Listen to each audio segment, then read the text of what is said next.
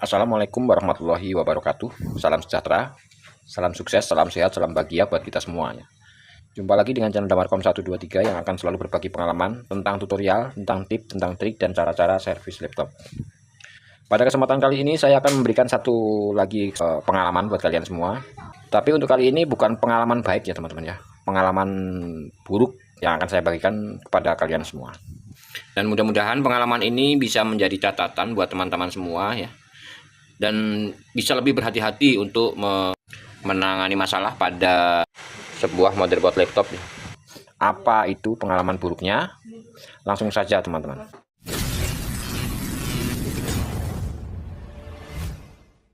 Di hadapan saya sudah ada satu motherboard laptop ya. Ini adalah motherboard laptop Asus X453SA dengan kasus mati total. Kita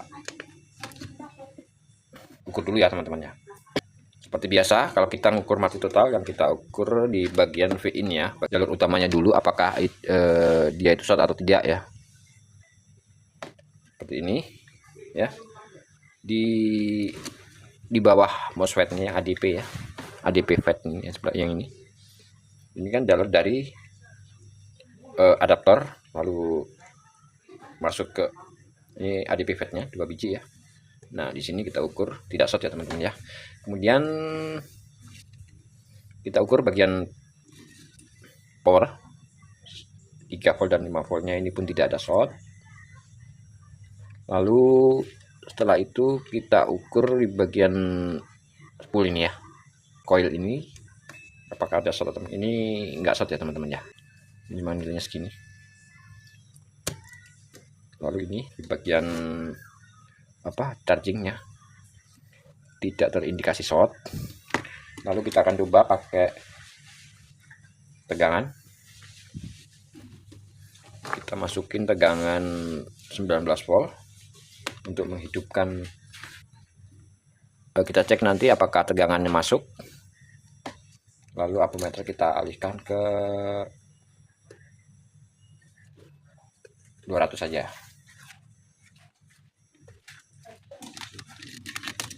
Kalau tegangan 19 volt boleh ke 20, ampermeter ini boleh ke 200. Ini karena yang kita pakai adaptor 20 volt ya, jadi kalau kita taruh di 20 volt juga nanti tidak terdeteksi ya. Tegangan 20 volt masuk di VIN nya, di VIN di jalur 19 nya.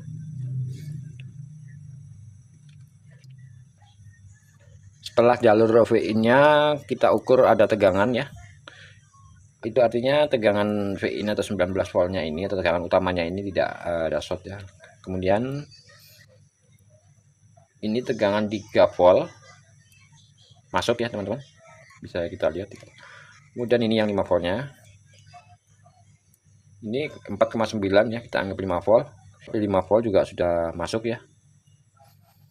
Lalu setelah ada 3 volt dan 5 volt, kemudian kita cek lagi bagian switch atau switchnya ini. Ini bagian switchnya. Bagian switchnya seharusnya 3 volt teman-teman. Di bagian jalur switchnya juga ada tegangan 2,3 ya, ini masih kurang. Ini kurang teman-teman ya. Ini kurang. Jika tegangan segini kita switchnya apakah tombolnya masih berjalan, masih bagus. Itu bisa kita lihat ya. Tegangannya hanya 2,3. Ini enggak ada 3 volt teman-teman. Artinya ini ngedrop ya sedikit ya, semi ya. Ini harusnya ini 3 volt. Tombol on off nya masih bisa bergerak dan masih bisa jalan ini. Nah, tapi ini tidak bisa nyala ya, tidak bisa nyala tuh ya, tidak ada tegangan naik sama sekali nih.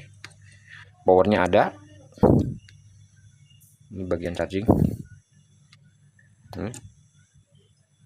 5 volt. Tegangan 5 dan 3 voltnya udah keluar, tapi dia di power tidak bisa nyala atau tidak bisa mau on. Nah, oke, sekarang laptop ini tidak bisa bekerja dengan baik, powernya ya. Powernya tidak bisa bekerja dengan baik atau tidak normal. Nah, sekarang kabar buruk yang saya bilang tadi, kabar buruknya apa? Begini teman-teman ya. Ini motherboard ini atau laptop ini ya, awalnya nyala teman-teman. Awalnya nyala, keluhannya hanya untuk ganti RAM. Ganti RAM sama ganti SSD, hard disk dari SATA biasa ganti SSD. Lalu kenapa kok bisa mati? Gini teman-teman ya. Gara-garanya ini laptop langsung mati. Dalam keadaan normal, dalam keadaan hidup ya, baterai kita colok. Setelah itu langsung mati tek. Lah itu langsung mati total seperti ini teman-teman. Sampai sekarang juga sampai sekarang juga belum bisa nyala normal teman-teman. Nah, ini kita cek di daerah charging ini tidak terindikasi short. Bahkan IC charging pun sempat saya ganti ya, tidak terdeteksi short. IC charging diganti, seperti ini juga sudah diukur di CC, di sekeliling IC ini juga sudah diganti ya. Lalu bagian karena saya ukur tadi tegangan di powernya ini, di on off switchnya ini kan tegangannya nggak ada 3 volt, dia ngedrop ya, ngedrop hingga 2,3 volt, berarti kan nggak full. Kemungkinan besar emang rusak dari sininya ya biasanya ya.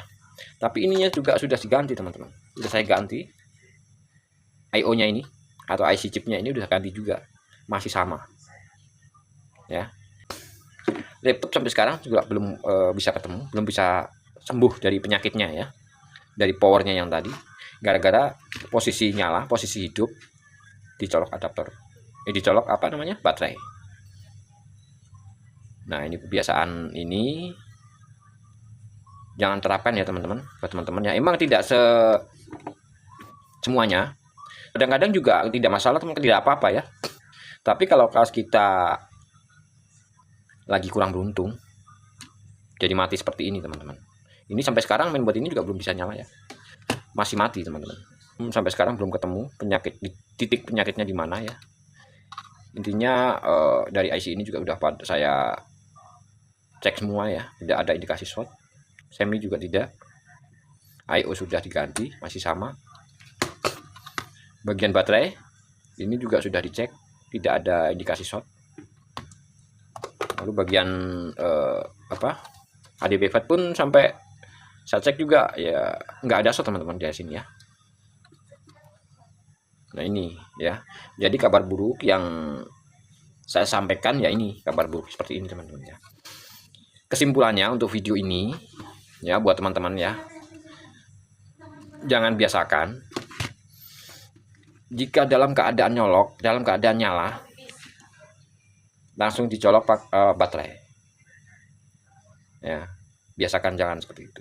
Baterai emang ini dicolok baterai dulu. Kalau kita memang mau servis bagian cas, baterai dicolok baru dicolok charging itu ya. Jangan charging dulu dinyalain lalu dicolok pakai baterai, itu bisa konslet ya. Ya buktinya ya ini sampai sekarang belum bisa nyala teman-teman ya. Nah, terus pelajaran yang bisa diambil buat teman-teman, jika mau nyolok baterai dicolok dulu baru di sini dicolok ya teman-teman ya. Kalau pengen mengetes bagian chargingnya ya, jangan di posisi ini nyala langsung dicolok, itu bisa mengakibatkan motherboard bisa mati seperti ini. Oke, sekian dulu ya info dari saya untuk kali ini, mudah-mudahan bisa bermanfaat ya, mudah-mudahan bisa jadi catatan teman-teman ya. Ingat-ingat ya, itu kebiasaan seperti itu jangan sampai terjadi kepada teman-teman semua ya.